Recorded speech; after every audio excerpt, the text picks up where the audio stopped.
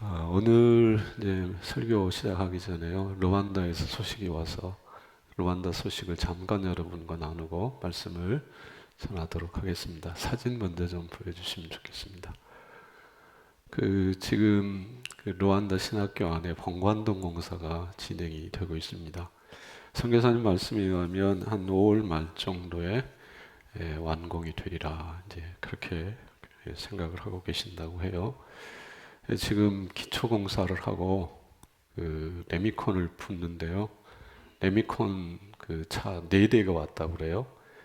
근데 레미콘 다음 사진 한번 보여주실래요? 예, 바닥에 기초를 하고 이제 레미콘을 붓는 뭐 방석이라고 뭐 건축용어로 그렇게 표현을 하는지 모르겠어요. 그런데 이 레미콘 차가 펌프카로 레미콘을 부어야 되는데 그 펌프가 고장이 났대요. 그래가지고 르완다 교회 성도들이 그 레미콘을 머리에 이고 직접 이제 부어야 되는 그런 상황이 있었다고 합니다.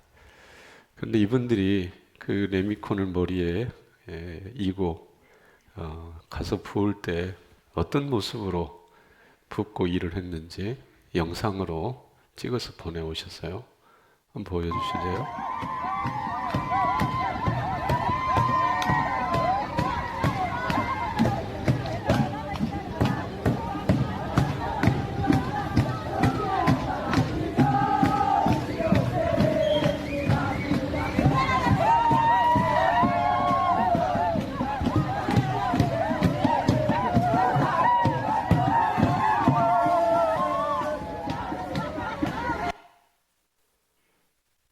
영상을 보시면서 어떤 생각을 하셨는지 모르겠어요. 지금 도대체 일하는 거야, 노는 거야. 헷갈릴 정도인데 머리에 그 들통을 이고요, 갖다 붓고 이렇게 오는데 우리 같으면 무거우니까 또 그 시멘트 막 얼굴에 묻고 그럴 수도 있잖아요. 힘든 일이고 그래서 어쩌면 인상을 쓰고 할 수 있는 일인데 노는 게 아니고 춤추며 그냥 노래 부르면서 노는 게 아니고 일을 하면서 그렇게 기쁜 마음으로 춤을 추며 노래하면서 일을 했다는 거죠. 그 광경을 이 김경우 선교사님이 보시면서 저들의 마음속에는 도대체 뭐가 있어서 일하면서 그렇게 힘든 일, 그렇게 뭐 깨끗하고 자부심 가질 만한 일도 아닐 텐데 그런 일들을 하면서 그렇게 기뻐하는가? 왜 우리 안에는, 내 안에는 그런 기쁨이 없는가? 이런 생각을 하셨다는 거죠. 그래서 저 자신도 좀 돌아보게 됐어요. 우리는 우리 양이 있어야 되고, 외양간에 소가 있어야 되고, 밭에 식물이 있어야 돼요.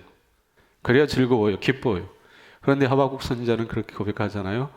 주 여호와는 나의 힘이시라. 여호와로 말미암아 내가 즐거워하고 구원의 하나님으로 인하여 기뻐한다. 그렇게 고백을 하지 않습니까? 우리 안에 성도 여러분 안에 환경 때문에 오는 기쁨도 물론 중요하겠지만 주 여호와로 말미암아 구원의 하나님으로 말미암아 기뻐하시는 그런 은혜가 있기를 바랍니다. 근데 이분들이 그렇게 기쁘게 일을 했는데요. 일 이후에 일어난 일입니다. 다음 사진 한번 보여주실래요? 여러분 잘 아시는 분 보이시죠? 네, 조정희 진숙기 선교사님 저희 교회 평신도 선교사로 파송을 받고 지금 루안다에 가서 사역을 하고 계시는데 열심히 하고 계세요. 조장로님 별명이 조노가대랍니다. 쉼 없이 그렇게 일을 하신대요. 근데 이분들이 그 성도들이 그렇게 열심히 일을 하는 모습을 보고 선교사님, 김경우 선교사님이 이분들에게 뭔가 선물을 좀 드려야 되겠다는 마음이 일어나서 옥수수 가루 5kg짜리 하나씩 나눠드리려고 했대요. 그랬더니 조정희 선교사님이 이 봉관동은 우리 우남교회에서 짓는 일인데 우남교회가 하는 일인데 저희 가정이 하겠습니다. 제가 하겠습니다. 그래서 97명에게 조장로님 가정에서 옥수수 가루 한 푸도씩을 선물로 드렸다 그래요. 한 3,000원 정도 한답니다. 그렇게 액수로는 큰 돈은 아니지만 그렇게 나눌 수 있었다는 그런 소식입니다. 기쁨으로. 저분들은 머리에 그 레미콘 이고 부을 때 이렇게 하면 뭔가 대가가 오겠지, 그걸 바라고 한 게 아니에요. 그냥 기쁜 마음으로 했어요. 즐거운 마음으로 했어요. 그랬을 때 하나님께서 그런 은혜를 주셨다는 것입니다. 계산 없이 순수한 마음으로 하나님 섬겨갈 때 주께서 우리의 삶도 저렇게 축복하실 줄로 믿습니다. 계속되는 그 르완다의 하나님의 역사를 위해서 기도해 주시고 또 협력해 주시면 감사하겠습니다. 작심삼일이라는 말이 있습니다. 결심이 3일을 가지 못한다는 의미입니다. 우리는 이런저런 계획을 많이 세웁니다. 특별히 새해가 되면 더욱 그렇습니다. 여러분, 새해 2022년 세운 계획대로 잘 진행되어 가고 계십니까? 오늘 새해 들어 두 번째 주일이요, 날수로는 9일째 되는 날입니다. 작심 3일 3번 정도 되는 시간이 지나갑니다. 혹시 작심 3일로 끝나고 계시는 분은 안 계십니까? 물론 계획한 대로 잘 이루어가고 계시는 분들도 계실 것입니다. 하지만 많은 계획을 세우는데, 마음속에 큰 꿈을 가지고 달려가는데 그 계획과 꿈은 이루어지지 못하고 3일을 넘지 못하고 주저앉아 버리는 경우들이 어쩌면 오늘 우리의 모습 가운데 많이 있더라는 것이죠. 어떻게 하면 우리 안에 가진 계획들, 그리고 평생 이루고 싶은 간절한 꿈, 열망, 비전들을 이룰 수 있겠는가? 작심삼일로 주저앉지 않고 주신 꿈, 계획, 소망을 이루는 삶은 어떤 삶일까? 오늘 하나님께서 이 말씀에 은혜 주셔서 하나님께서 작정하신 귀한 역사들을 이루어 가시는 저와 여러분이 되실 수 있기를 바랍니다. 오늘 갈라디아서의 말씀을 함께 나누려고 합니다. 특세를 비롯해서 얼마 동안 이 말씀을 통해서 하나님이 주신 은혜를 나누고 싶습니다. 내일 새벽부터 시작되는 특세에도 이어서 말씀을 드리려고 합니다. 때문에 특세에도 빠지지 말고 정말 2022년 하나님의 은혜로 살아가기 위해서 꼭 새벽을 깨워 나오셔서 말씀을 듣고 말씀의 능력을 덧입어 승리하시는 하나의 삶이 되시기를 바랍니다. 이 갈라디아서는 별명이 있습니다. 다이너마이트 서신이다. 바울의 십자가 서신이다. 종교 개혁의 선전포고다라는 그런 별명이 있습니다. 그리고 종교개혁자 마틴 루터는 이렇게 얘기했습니다. 갈라디아서는 나의 행복의 열쇠다. 나의 여왕이다. 나는 갈라디아서와 결혼했다. 갈라디아서는 나의 아내다. 그렇게까지 얘기를 했습니다. 왜 이런 별명? 다이너마이트, 십자가 서신, 결혼했다, 나의 아내다, 이런 고백을 하는 것이겠습니까? 이 갈라디아서를 통해서 얻은 희열과 감동, 능력이 크기 때문에 믿음으로 얻게 된다고 하는 이 복음이 아주 선명하고 분명하게 녹아져 있는 말씀이기 때문에 그렇습니다. 성구영신 예배를 드리면서 우리 안에 이스마엘이 가득하다, 많다, 몰아내야 된다 말씀을 드렸어요. 그 말씀은요, 우리 안에 복음이 아닌 짝퉁, 유사복음이, 가짜복음이 아주 깊게 자리하고 있다는 것입니다. 나도 모르는 사이에, 여러분도 모르는 사이에 마음 한켠을 짝퉁복음이, 유사복음이 자리를 잡고 있어요. 그럼 몰아내야 돼요. 몰아내려면 어떻게 해야 되느냐? 유사복음이 무엇인지, 짝퉁이 무엇인지를 먼저 보셔야 돼요. 근데 이 갈라디아서는 그것을 아주 정확하게 집어낼 수 있다는 것이죠. 이 갈라디아서의 말씀은 총 6장으로 되어 있어요. 그렇게 길지 않습니다. 6장으로 되어 있는데 신구약 전체 66권을 어쩌면 압축해 놓을 정도로, 압축되어 있을 정도로 십자가의 복음이 선명하게 녹아져 있는 말씀이라는 것입니다. 이 6장을 세 부분으로 나눌 수도 있고요, 두 부분으로 나눌 수 있어요. 크게 두 부분으로 나누면 1장부터 4장, 그리고 5장부터 6장 이렇게 돼요. 1장부터 4장까지는 교리다, 그렇게 이해를 하시면 돼요.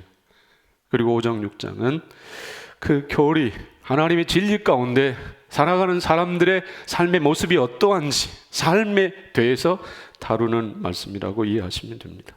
이게 크게 두 부분으로 나누지고요. 세 부분으로 나눈다면 1장, 2장, 3장, 4장, 5장, 6장 이렇게 나눌 수 있습니다.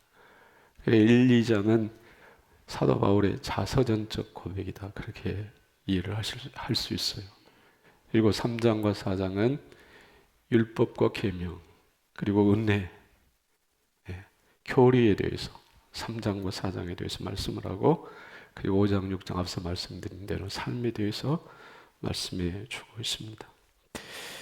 이 갈라디아서의 말씀을 나눌 때 저는 우리 교회가 복음에 바로 서 있는지 하나님께서 분명히 조명해 주시기를 바라고, 이 교회뿐만 아니라 교회 안에서 몸담아 하나님을 섬겨가는 성도 여러분이 복음의 진리 안에 든든하게 서서 죄악된 세상을 넉넉하게 이기고도 남을 믿는 순결하고 거룩한 하나님이 찾으시는 하나님의 마음을 시원케 드리는 모든 성도들이 다 되실 수 있기를 간절히 소망합니다. 하나님께서 이 갈라디아서의 복음으로 우리의 교회를, 그리고 교회된 성도 여러분의 심령을 기경해 주시기를 간절히 소망합니다.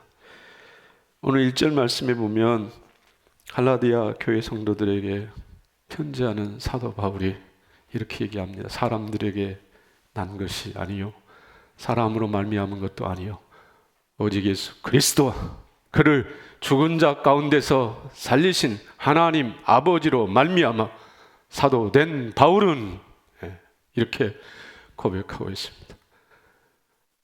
이 1절에서 사도 바울이 말하고 싶은 것은 그의 사도됨이 어떻게 된 것이냐에 대해서 말하고 있는 거죠. 내가 사도가 됐는데, 하나님의 종이 됐는데, 하나님의 종으로 부름받아 복음을 전하는 자가 되었는데, 그 사도됨의 근거는 사람들에게서 사람으로 말미암은 것도 아니라 예수 그리스도와 예수 그리스도를 죽은 자 가운데 살리신 하나님 아버지로 말미암아 되었습니다. 이렇게 고백을 하는 것입니다. 이렇게 얘기할 수밖에 없었던 이유가 있습니다. 사도 바울의 사도됨을, 그가 사도라고 하는데 과연 사도가 맞느냐? 아니, 초대교회 성도들의 눈으로 보면 사도 바울 그는 사도가 아닐 수 있다. 이 사도성을 공격하는 자들이 있었기 때문입니다. 오늘을 살아가는 우리는 성경을 통해서, 설교를 통해, 그리고 성경 연구를 통해서 사도 바울은 분명 하나님으로부터 부름받은 신실한 하나님의 종이라고 하는 그 사실에 의심을 하지 않습니다. 다 인정합니다. 적어도 그리스도인이라면 사도 바울 그는 사도지, 부름받은 자지, 다 인정합니다. 인정하시는 분 아멘. 아멘 안 하시는 분은 인정 안 하시겠다는 거예요? 다 인정하시죠? 그러나 초대교회 성도들의 입장으로 돌아가 보면 과연 그럴까? 의심, 퀘션 마크가 들어올 수 있다는 것입니다. 두 가지 이유를 생각할 수 있습니다. 사울이라고 하는, 옛날에 사울이었던 그가 바울도요, 사도로 살아가는데 그는 사도가 아닐 수 있다. 그 이유, 먼저는 일반적으로 생각하는 사도의 요건, 사도의 자격을 갖추지 못하고 있기 때문에 그렇습니다. 일반적으로 사도의 조건, 사도의 자격은 어떤 조건이냐면 예수님의 직접적인 부르심을 받아야 됩니다. 그리고 3년 동안 예수님으로부터 가르침, 훈련을 받은 자라고 할 수 있습니다. 이게 사도의 자격이에요. 예수님의 부르심을 받아야 돼요. 그리고 예수님과 더불어 3년 동안 동고동락하면서 직접적인 가르침을 받은 자, 그런 자격을 가진 자가 사도라고 할 수 있다는 것입니다. 그런 차원에서 보면 이 사도 바울, 예수님이 직접 부르셨다. 우리는 다메섹 도상의 사건을 생각합니다. 다메섹 도상에서 부활하신 예수님이 빛 가운데 나타나 그를 부르셨잖아. 그런데 이 체험은, 이 경험은 개인적인 겁니다. 공통적으로 누구나 다 그렇게 부름받은 건 아니고요. 사도 바울의 지극히 개인적인 회심 사건입니다. 초대교회 성도들은 모르는 일입니다. 그리고 더 중요한 것은 다른 제자들처럼 베드로처럼 야고보처럼 요한처럼 예수님과 3년 동안 동고동락한 적이 없습니다. 예수님에게 직접 가르침을 받은 적이 없습니다. 그러니 사도는, 이 바울은 사도의 자격 요건을 갖추지 못한 사도가 아니라 그렇게 얘기할 수 있다는 것입니다. 그리고 두 번째 결정적인 이유가 있습니다. 그것은 사도 바울의 과거 때문입니다. 소위 인사검증을 할 때 무엇을 가지고 하는 것입니까? 과거를 가지고 합니다. 이 사람이 어떠한 삶을 살아왔는가를 보면, 과거의 족적을 살펴보면 미래를 짐작해 볼 수 있어요. 우리가 어느 회사에 입사를 하려고 할 때, 어느 단체에 지원을 하려고 할 때 반드시 내밀어야 되는 것이 하나 있는데 이력서입니다. 근데 그 이력서에는 그가 살아온 삶의 족적이 고스란히 담겨져 있어요. 과거에 어디서 무슨 일을 했는지가 그 이력서에 고스란히 다 담겨져 있다는 것입니다. 그걸 보면 이 사람이 어떻게 살아왔고, 그 과거의 삶을 기반으로, 바탕으로 앞으로 미래의 삶이 어떠하리라는 것을 짐작할 수 있는 것입니다. 앞으로 이제 대선이 있습니다. 대통령 선거가 있습니다. 대통령이 되겠다고 나온 사람들이 있습니다. 그 후보들을 우리는 검증하는 시간을 갖고 있습니다. 아주 혹독하게, 아주 엄격한 잣대를 들이대며 검증하고 있습니다. 그렇게 검증하는 이유가 무엇입니까? 대한민국의 미래가 달린 아주 중차대한 문제이기 때문에 그렇습니다. 이 사람이 도대체 어떤 생각을 가지고 살아왔는지, 무슨 일을 하며 살아왔는지가 네 미래에 아주 중요한 요소가 되기 때문에 그렇게 하는 것이죠. 하나님의 사도로 부름받으려고 한다면 과거에 도대체 어떤 삶을 살아왔느냐, 이게 너무너무 중요하다는 것입니다. 그런데 사도 바울, 그는 어떻게 살아온 사람입니까? 사도의 삶과는 너무나도 거리가 먼 삶을 살아왔어요. 교회를 핍박하고 교회를 잔멸하려고 했던 사람입니다. 그는 간증할 때마다 이 사실을 빠뜨리지 않고 고백합니다. 사도행전에 3번에 걸쳐 고백이 되어 있고요. 갈라디아서에서도 그는 이 사실을 이렇게 고백하고 있습니다. 갈라디아서 1장 13절 말씀. 내가 이전에 유대교회에 있을 때 행한 일을 너희가 들었거니와 하나님의 교회를 심히 박해하며 멸하고, 유대교, 정통 유대교인이었어요. 예수를 따르지 않았어요. 부인했을 뿐만 아니라 예수를 믿고 따르는 자들을 어마어마하게 핍박했습니다. 감옥에 가두었습니다. 그의 손에 핍박을 당하고 죽임을 당한 사람들이 한둘이 아니었습니다.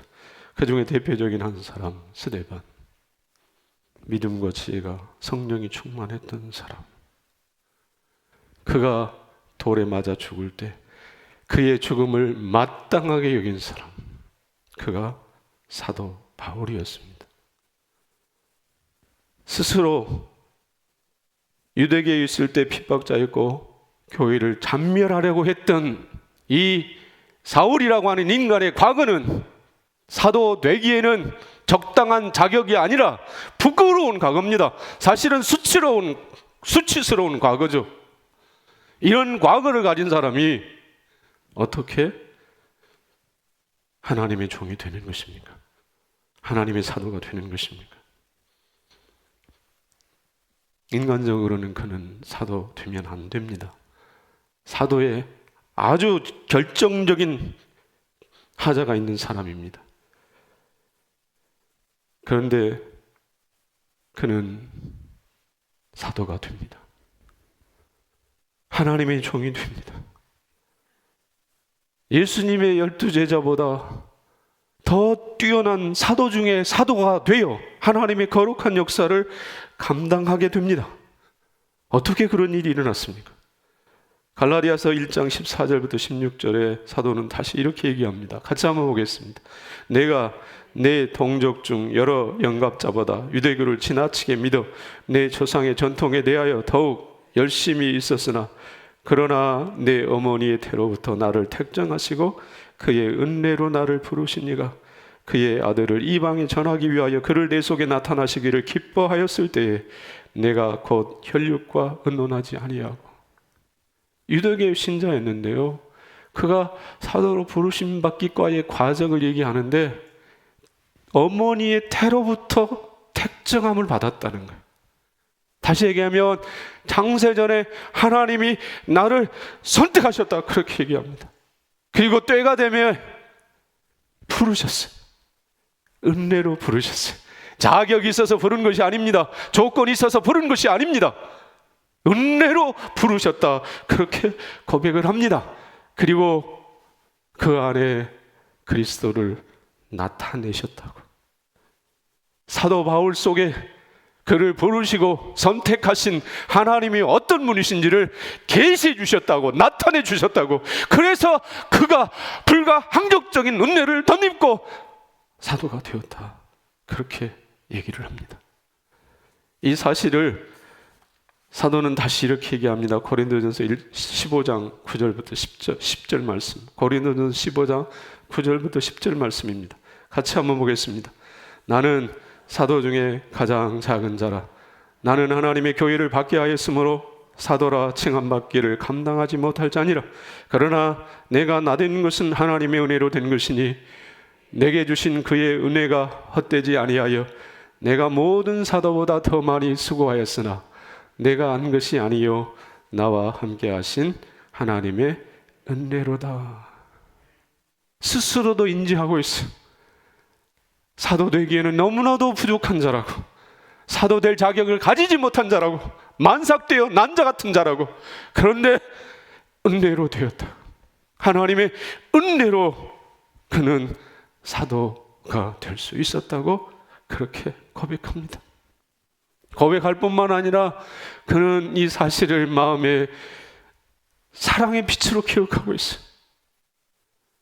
하나님이 사도로 부르셔서 존귀한 사명을 맡겨주신 그런 인생을 살아갈 수 있는 자격이 없는데 그런 인생을 부르셔서 사도 되게 하시고 영광스러운 사도의 길을 걷게 하신 그 하나님에 대한 뜨거운 감사와 감격이 그의 마음속에 있었더라는 것입니다. 때문에 그는 사도로 부름받아 복음을 전하며 살아갈 때 수많은 위험, 수많은 고난, 수많은 아픔을 온몸으로 경험하면서도 하나님을 원망하지 않았어요. 사도됨을 저주하지 않았어요. 도리어 고난당함을, 사도로서 핍박받으며 복음 전함을 자랑스럽게 기쁘게 여겼습니다. 그의 평생은 사도로 부름받아 감격과 기쁨을 가지고 걸어가는 영광된 인생, 축복된 인생이 되었다는 것입니다. 이 사도 바울을, 사도 될 수 없는 자를 사도로 부르셔서 하나님의 거룩한 역사를 펼쳐가신 이 사도를 부르신 예수 그리스도, 그분은 어떤 분이십니까? 그분은 될 수 없는 자를 되게 만드신 분이십니다. 예수님은 포기하지 않으십니다. 반드시 되게 하십니다. 아름답게 하십니다. 복되게 하십니다. 그분이 저와 여러분이 믿고 섬기는 주님이십니다. 여러분, 사울이 바울이 되고 사도가 되었다 말씀을 드렸어요. 인간적으로 보면 그렇게 될 수 없는 자였어요. 그런데 예수님의 삶을 들여다보면 될 수 없는 자를 되게 하시는 놀라운 일들이 너무나 많이 있다는 것입니다. 그 중에 한 사람, 수제자 베드로입니다. 그는 갈릴리 어부였어요. 가난한 어부였어요. 무식한 자였습니다. 사회적 배경도 없었던 사람입니다. 그런데 예수님은 그를 부르셨습니다. 3년 동안 먹이고 입히시며 제자로 훈련하셨습니다. 가장 가까이서 예수님의 말씀을 들었고 주님이 행하시는 기적의 한복판에 있었어 무리를 걸었어요. 한 소년의 도시락, 한 소년의 배도 채우기에 부족한 도시락으로 5천의 사람이 배불리 먹고도 12광주리가 남는 기적을 두 눈으로 똑똑히 경험한 사람입니다.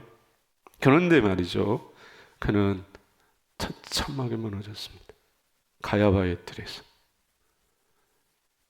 대제사장 가야바의 뜰에서 그는 한 계집종의 말에 무너졌습니다.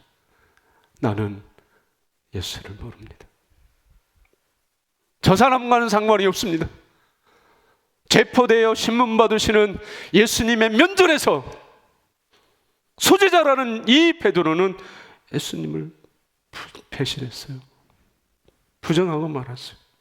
그리고 갈릴리로 돌아가 버렸습니다. 이런 배신한 제자를 찾아갈 이유가 어디 있습니까? 그런데 부활하신 예수님은 이 제자를 찾아가십니다. 조반을 준비하시고 그를 기다리십니다.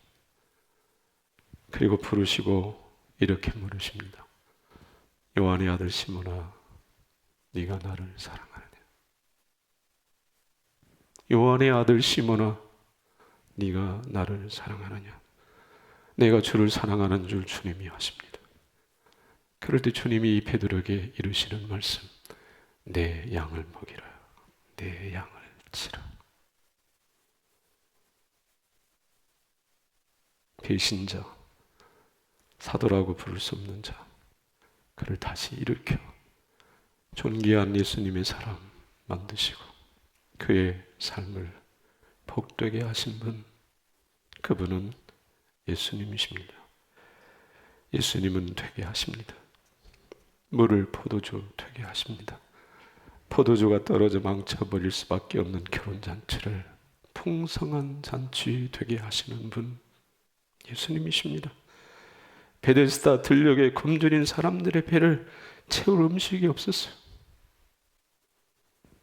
그런데 주님은 보리떡 5개, 물고기 2마리로 그 많은 사람들의 배를 채우고도 남게 하십니다. 배부르게 하십니다. 되게 하십니다. 또한 예수님은 슬픔의 사람을 기쁨의 사람 되게 하십니다.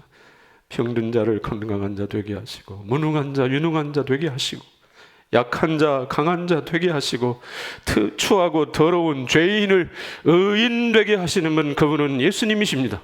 인간은 못합니다.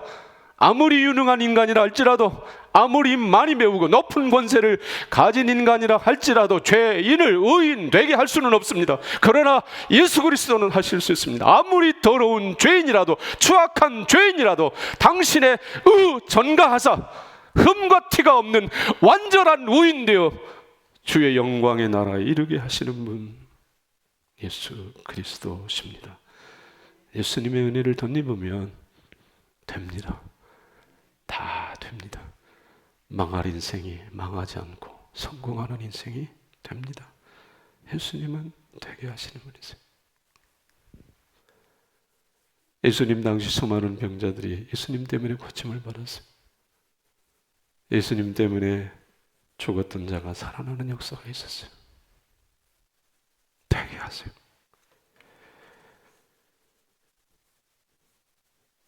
지난주 신문에 보니까 교회 성장연구소 김영성 목사님이라는 분의 간증이 실린 것을 보았습니다. 이분은요, 모태신앙인데 아버지가 엘칸토 구두 만드는 회사의 사장이었어요. 대표. 그래서 미국 유학도 다녀왔습니다. 미국 명문 서던 캘리포니아 대학에서 경영학을 공부를 했어요.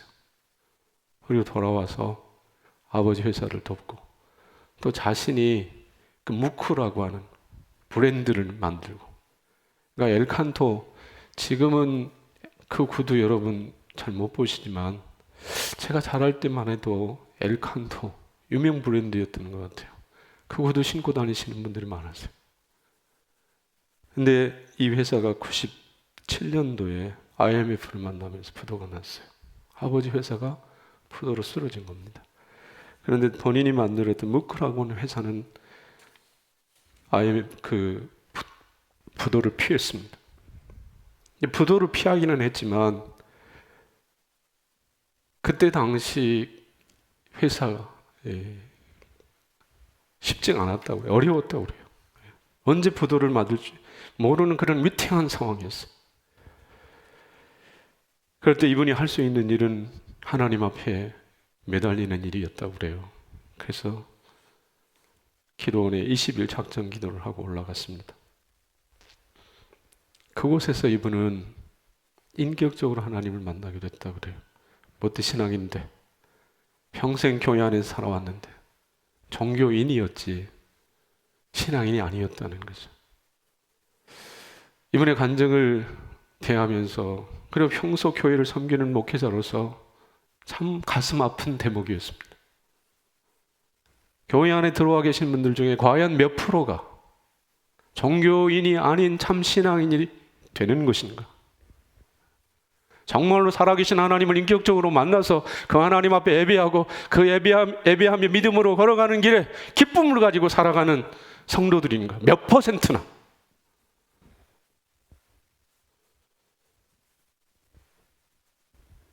이분은 20일 작전 기도를 할 때 기도할 것이 별로 없었대요. 회개할 것도 사실은 별로 없었대요. 근데 하나님의 은혜를 주시는데, 하나님의 은혜의 빛 앞에 서 보니까 본인의 더럽고 추한 실상이 적나라하게 드러나는 거예요. 다 보이는 거예요. 그곳에서 비로소 종교인에서 신앙인으로 거듭나는 그런 역사가 있었다는 거죠. 은혜를 경험하고 내려왔습니다. 한 번의 은혜로 끝나지 않고 이제 회사가 어려우니 이런저런 많은 어려움이 있었습니다. 그럴 때 회사 내에 교회를 세우고 홍콩에도 교회를 개척하고 많은 일이 있었습니다. 그 과정에 이분이 하나님의 부르심을 받아요. 목회자로 부르심을 받아요. 회사를 경영하는 일과 교회 섬기는 일을 병행하고 싶었지만 하나님은 회사는 손을 떼고 온전하게 하나님만 섬기기를 원하셨다는 거죠. 동생에게 회사를 물려주고 본인은 온전히 하나님의 종으로 목회자로 헌신을 하게 됐어요. 그리고 현재는 교회 성장연구소 장으로서 일을 하고 있어요. 이분이 하는 고백입니다. 사람은 연약합니다.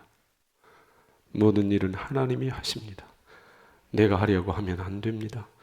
하나님의 말씀을 붙잡으면 하나님의 역사가 일어납니다. 눈에 보이는 것은 가짜가 많습니다. 진짜는 눈에 안 보입니다. 진짜는 천국입니다. 영생, 구원, 사랑, 기쁨입니다. 다 눈에 안 보입니다. 예수님은 진짜 하나님이십니다. 진짜 하나님은 인간의 모습으로 우리에게 사랑한다 말씀을 하시려고 오셨습니다. 말씀만 하신 게 아니라 십자가에 피 흘려 죽으셨습니다. 인격적인 하나님과의 교제가 생생하니 이분은 분명하게 이렇게 증언하는 것이죠. 그리고 이분의 삶을 통해서 하는 고백, 오늘 말씀과 연결되어 하는 고백 하나, 하나님이 되게 하시더라는 것이죠. 망할 회사, 회생할 수 없는 사다, 부도 맞아 쓰러질 수밖에 없는 회사를 일으켜 되게 하시는 분 하나님, 보이는 세상에 그 따라가 결국 망할 수밖에 없는 인생을 보이지 않는 영생 천국 바라보며 달려가 영원한 믿음의 사람 되게 하시는 분 예수 그리스도 되게 하시는 분 하나님. 성도 여러분, 앞서 저는 작심삼일 계획을 하는데 꿈을 가지는데 이루지 못하고 거꾸러지는 일들이 많다는 말씀을 드렸어요. 누가 어떻게 이룹니까? 우리가 하는 게 아니라는 거죠.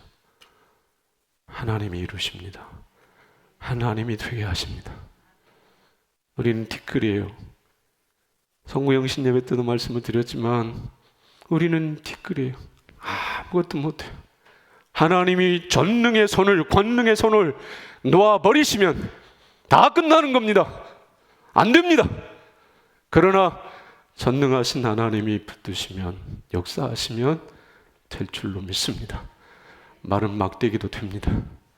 마른 막대기, 아론의 그 막대기에 싹이 나고 잎이 피고 열매가 맺는 놀라운 역사가 있는 줄로 믿습니다. 하나님이 되게 하세요. 이 사실을 기억하셔야 돼요. 하나님이 되게 하셨어요. 제가 오남교회 담임 목사 된 것이 사람으로 말미암아 된 것이 아니라 오직 예수 그리스도와 그 예수 그리스도를 죽은 자 가운데서 살리신 하나님 아버지의 뜻으로 말미암아 된 것입니다. 믿으라는 것입니다. 여러분이 교회의 장로가 되고 집사가 되고 권사가 된 것이 사람의 뜻으로 된 것이 아니라 하나님의 뜻으로, 하나님의 섭리로 되어진 일인 줄 믿으시길 바랍니다. 교회만 그런 것이 아닙니다. 여러분의 가정에서, 삶의 현장에서, 여러분이 부모가 됐어요. 어떤 사회적인 위치에 올라갔어요. 우연히 어쩌다가 사람의 손에서 의해서 그렇게 된 것이 아니라 하나님이 세우신 줄로 믿습니다. 하나님의 은혜로 된 것입니다. 하나님의 은혜로 된 거예요. 잊지 마시기를 바랍니다. 두 번째, 되게 하신다는 거죠. 되게 하세요. 우리 삶을 들여다보면 여러분의 눈에 들어오는 현실, 우리 눈에 들어오는 현실, 코로나 창궐을 합니다. 줄도산입니다. 캄캄합니다. 안개가 자욱합니다. 길이 안 보입니다. 빛이 안 보입니다. 그런데 될까요? 됩니다. 주님이 되게 하십니다. 이사야 43장 18절부터 21절 말씀입니다. 같이 한번 보고 싶습니다. 잘 아시는 말씀. 너희는 이전 일을 기억하지 말며 옛날 일을 생각하지 말라. 보라, 내가 새 일을 행하리니 이제 나타낼 것이라. 너희가 그것을 알지 못하겠느냐? 반드시 내가 광야의 길을 사막의 강을 내리니 장차 들짐승 곧 승냥이와 타조도 나를 존경할 것은 내가 광야의 물을 사막의 강들을 내어 내 백성 내가 택한 자에게 마시게 할 것입니다. 아멘. 여러분의 자녀들 될까요? 주님이 되게 하실 줄로 믿습니다. 여러분의 가정 5만 가지 문제가 있고 어려움이 있는데 될까요? 하나님이 되게 하실 줄로 믿습니다. 저는 성도 여러분들의 이런저런 얘기를 좀 듣습니다. 정말 가슴 아픈 얘기 들을 때도 많이 있습니다. 그럴 때 무슨 말로 위로를 할까? 막막할 때 있습니다. 그러나 주님을 바라봅니다. 그 상황 속에서 주님을 의지합니다.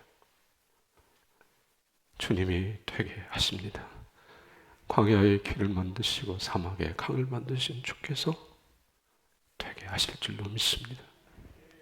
왜 그렇게 확신하느냐? 주님의 영광이 달린 문제이기 때문에 그렇습니다. 사도 될 수 없는 자 사도 만드셔서 주님은 영광을 받으셨습니다. 영광을 드러내 주셨습니다. 성도 여러분의 가정을 통해서, 성도 여러분의 자녀를 통해, 기업을 통해 작정하신 뜻을 반드시 이루실 것입니다. 이루셔서 영광 받으실 줄로 믿습니다. 이 믿음 가지고, 이 소망 가지고 이 안에 살아.